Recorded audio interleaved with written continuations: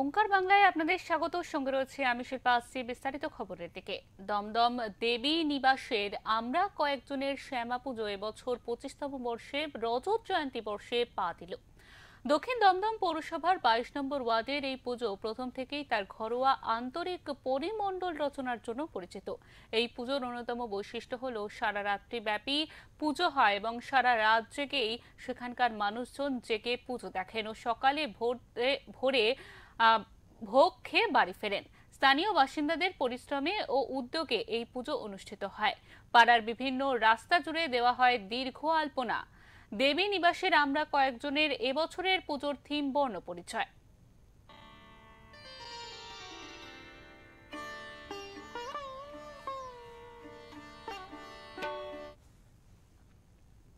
মণ্ডপ সজ্জায় মানুষের চেতনা ও জ্ঞানের বিকাশে শিক্ষার প্রয়োজন ফুটিয়ে তোলা হয়েছে। রজত জয়ন্তী বর্ষে আমরা কয়েকজন উদ্যোক্তারা পুজোর পাশাপাশি বিভিন্ন সামাজিক ও সাংস্কৃতিক কর্মকাণ্ড সম্পাদনা করার উদ্যোগ নিয়েছে। রক্তদান শিবির, সাংস্কৃতিক অনুষ্ঠান, বৈশাখ প্রতিযোগিতা, আবৃত্তি ইত্যাদি প্রতিযোগিতা তার সঙ্গেই হয়ে থাকে সেখানে।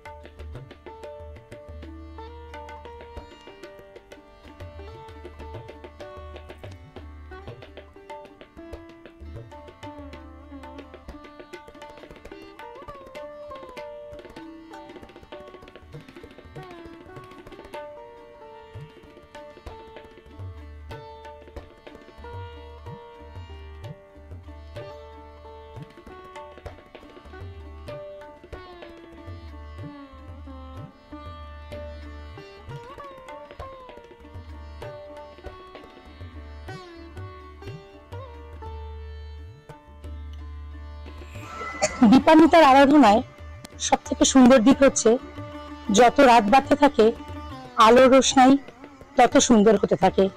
এই ঝলমলে রাত্রিরে একটার পর একটা পুজো মণ্ডপ পরিক্রমা করতে করতে আমরা চলে এসেছি দমদম দেবী নিবাস আমরা কয়েকজন ক্লাবে।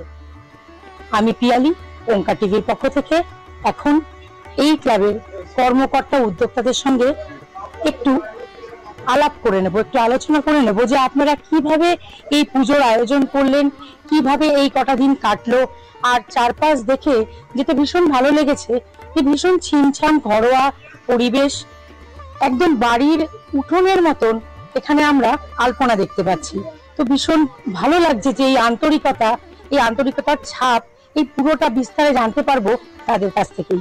শুনে নি। আপনার নাম? সুমিতা দে। আমাদের এই আমরা কয়েকজন পরিচালিত যে শ্যামা পুজো, এবার সেটা রজত জয়ন্তী বর্ষে পদার্পণ করেছে এবং এই বিশেষ বছরটাকে স্মরণীয় করে রাখার জন্য আমরা রক্তদান শিবির দিয়ে এই অনুষ্ঠানের সূচনা করেছি এবং আমাদের পাড়ায় যারা আছেন তারা এই মহৎ রক্তদান শিবিরে অংশগ্রহণ করেছেন। আপনারা এই যে এত সুন্দর আলপনা দেখতে পাচ্ছেন, এই আলপনা আমাদেরই পাড়ার, আমাদের অঞ্চলের আমরা যারা মহিলারা আছি, শিশুরা আছে এবং বয়স্করাও, তারাও হাত লাগিয়েছেন এই আলপনা শেষ করার জন্য।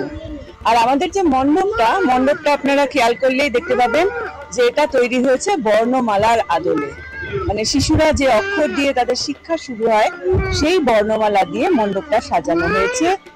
আর প্রতি বছর এই পুজোয় যে অনুষ্ঠানটা হয়, যেটা সবচেয়ে আকর্ষণীয়, সেটা হচ্ছে পাড়ার সকলে মিলে আমরা একসঙ্গে মধ্যাহ্ন ভোজন করি, যে অনুষ্ঠানটা আজকেই হয়েছে।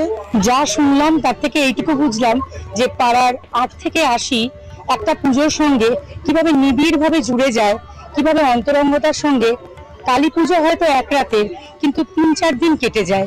এই যে কেটে যাওয়ার রেশ, এই যে ভালো লাগা, এই বিদায়ের মধ্যে দিয়েই পরবর্তী বছরের জন্য একটা আশা থাকে, একটা স্বপ্ন থাকে।